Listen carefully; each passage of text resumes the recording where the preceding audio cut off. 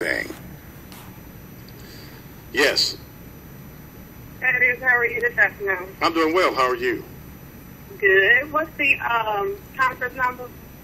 The conference number is 805-399-1200 with the access code. I got that 378503. That's it. Okay. Thank you, ma'am. Thank you. Okay, I was trying to pull up something else here. Let's see, I'm trying to find. Okay. Some information here for you as well. Let's see if I can get this up for you. Joe Oliver is an individual that I expected. Now, I expected the attorneys, the strategists for Zimmerman to find somebody black to speak up for him. I expected that. It fits into the scheme of things of trying to show George Zimmerman not being racist. He got some black friends. Joe Oliver is a former television journalist. He was interviewed on ABC. Let's see if I can get that interview here. In the Trayvon Martin case, we are now seeing a concerted pushback on the part of the man who shot and killed this unarmed 17-year-old. That neighborhood watch captain, George Zimmerman. In a moment, we're going to speak live with Zimmerman's legal advisor and his personal friend. But first, here's ABC's Matt Gutman with exclusive new details. This morning, we are learning more about Trayvon Martin's killer, George Zimmerman, as friends are coming forward with a portrait of a man who is deep in hiding, facing death threats, and even remorseful. His attorney, Craig Sonner, tells us he fears for his life and for his family's safety. I understand he's in hiding, but do police know where he is? Do you know where he is? In other interviews, I wasn't exactly sure. I do know where he is today. As more protests sprouted up across the country, spontaneously rallying for justice, calling for his arrest, and the Black Panthers offering a $10,000 bounty for his capture. But Sonner contends his client acted only out of self-defense and is not a racist. A sentiment echoed by his friend and former Crime Watch block captain, Frank Taffy. George just didn't jump out of a car and start running after Trayvon, pull out a gun to shoot him just for his Skittles and his iced tea. So I just want to go on the record. There's more to it. Do you think Trayvon provoked him? Personally, yes. But Taffy wondered if it was all the crime in the neighborhood that pushed Zimmerman to the edge. This is one of the homes that was burglarized during the day. And he received this voicemail from Zimmerman on Friday, thanking him for his support. I appreciate it, and you're truly setting an example for me for the future of just doing the right thing, even when it's tough. And I appreciate it. I'll talk to you soon. Thanks. It's a voice that another friend remembers clearly. A voice this friend recognizes immediately as Zimmerman's, not Martin's, and the howls caught in this 911 call. Maybe both. I'm not sure. There's just someone screaming outside.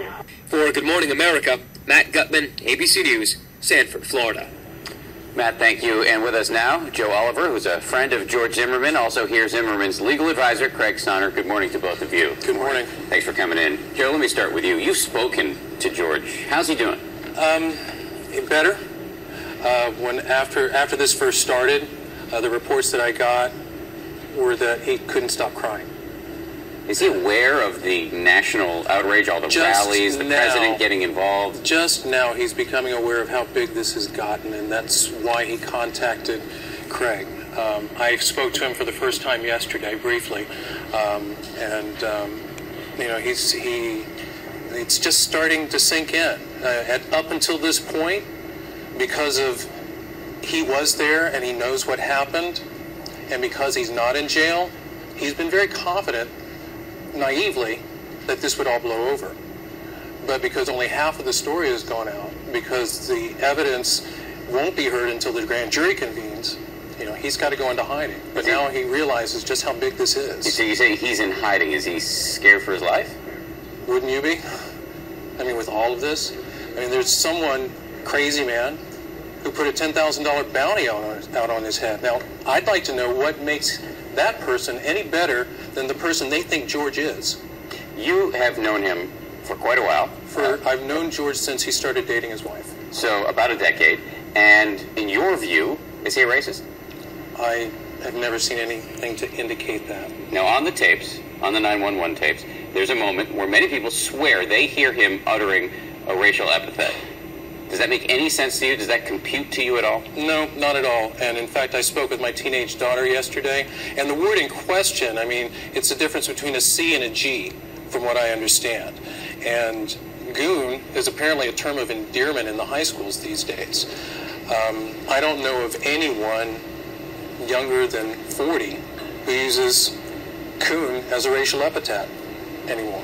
You said just a moment ago that we've only heard half the story. Let me play you a key moment from the 911 tapes on which we hear some screaming. Take a listen. Maybe both. I'm not sure. There's just someone screaming outside. Okay, what's the address that they're near? Now, several eyewitnesses have said that the screams were those of a child. What do you hear? Well, from that clip, I couldn't quite hear it, but from the clips that I've heard online, I hear George. I've heard George's voice pretty much every day for the past couple of years. And, I mean, that sounded like someone who was in dire need of help. And it sounded like George. Craig, let me ask you a question. You have said this was a case of self-defense. Yes. Now, for a lot of people, that strains credulity. A lot of people have said, look, you hear on the 911 tapes the operator saying to George, do not pursue, and yet he does anyway. And we know that we have a 17-year-old kid here who is carrying candy and iced tea, who's on the phone with his girlfriend, not an optimal position from which to threaten the life of a grown man who's carrying a gun. How is that self-defense?